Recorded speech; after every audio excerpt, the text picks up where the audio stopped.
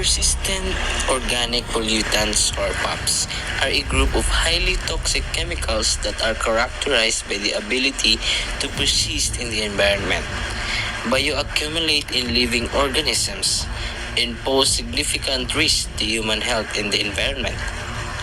These chemicals can travel long distances through air and water currents, leading to their global distribution. Say, for example, a country like China releases this toxic chemical within its area of responsibility. Not only they will have to deal with these pollutants, but everybody in the world will have to deal with this problem now. Since these can travel long distances.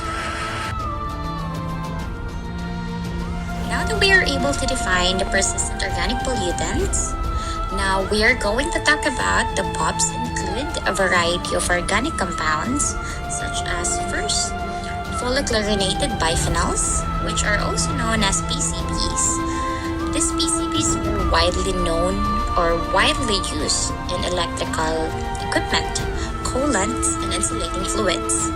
They are highly resistant to chemicals and biological degradation and can accumulate in fatty tissues of organisms. The second one, the dioxins. Dioxins are unwanted byproducts of industrial processes. This involve chlorine, such as waste incineration, and the production of a certain herbicides and pesticides. They are known for their toxicity and ability to accumulate in the food chain. Now, the third one, like dioxins, furans are produced as byproducts in various industrial processes involving heat and chlorine. Now, they are similar. They share similar toxicology properties with dioxins. Now, the fourth one is the organochlorine pesticides. Some pesticides, such as DDT, this is dichlorodiphenyl dichloroethane or dichlorodiphenyl dichloroethane, chlorethane, and dieldrin fall into the category of POPs. These chemicals were widely used for pest controls in agriculture and vector control. Now, just some highlight of DDT because if you talk about pollutants or air pollutants or persistent organic pollutants in the environment, DDT is the most common one because DDT is a synthetic insecticide that was banned in much of the world for its environmental and health risk. It is a colorless, tasteless, and almost odorless crystalline chemical compound. It was used in the second half of World War II to limit the spread of insect-borne diseases, malaria, and typhus among civilians and troops. These are the major concerns associated with POPs include persistence. POPs can persist in the environment for long periods, leading to their accumulation in soil, water, and sediments. Bioaccumulation. These chemicals tend to accumulate in the fatty tissues of living organisms. As they moved up the food chain, the concentration of POPs increased, posing a higher risk to top predators, including humans. It is conceivable that the present-day food we consume contains harmful substances. As these substances travel through water, marine organisms have likely ingested them.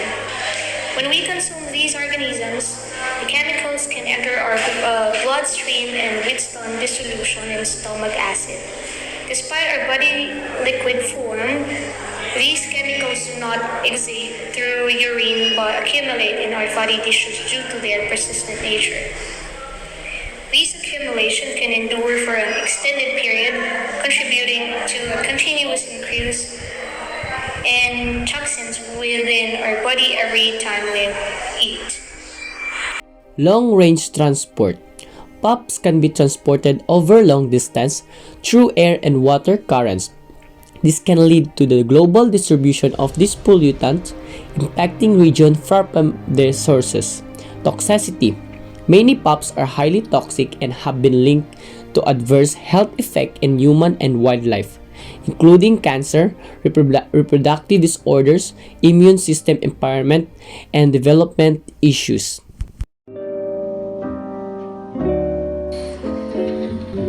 Persistent organic pollutants. POPs are called persistent because they exhibit characteristics that make them resistant to environmental breakdown.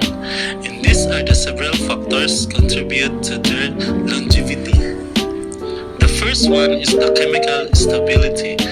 POPs are often chemically stable, meaning they resist breakdown to natural processes like sunlight, heat, and microbial actions. This stability allows them to persist in the environmental for extended periods. The second one is low water solubility. Many POPs have low solubility in water.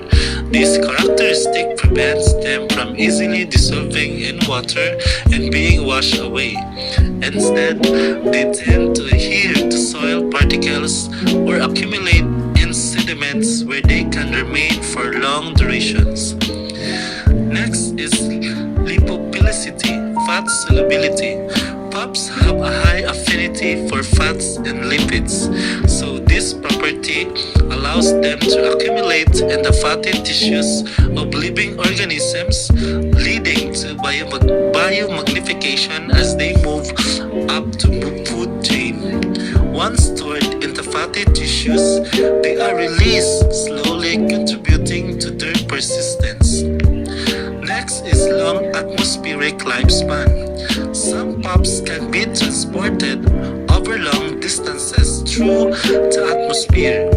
This ability for long-range transport allows them to reach regions far from their sources, contributing to their widespread distribution. Next is resistance to biodegradation. POPs are often resistant to degradation by microorganisms. Microbial actions, which is a common mechanism for breaking down pollutants, is less effective against POPs, leading to their persistence in the environment. The last part is halogenated structures. Many POPs have structures that includes halogen atoms, such as chloride or bromine. Halogenated compounds are known for their stability and resistance to degradation. These characteristics collectively contribute to the persistence of POPs in the environment, and in this persistence that makes them a significant concern for ecosystems and human health. Efforts to address POPs often involve international agreements such as the Stockholm Convention, which aims to control and eventually eliminate the production, use, and release of these hazardous substances.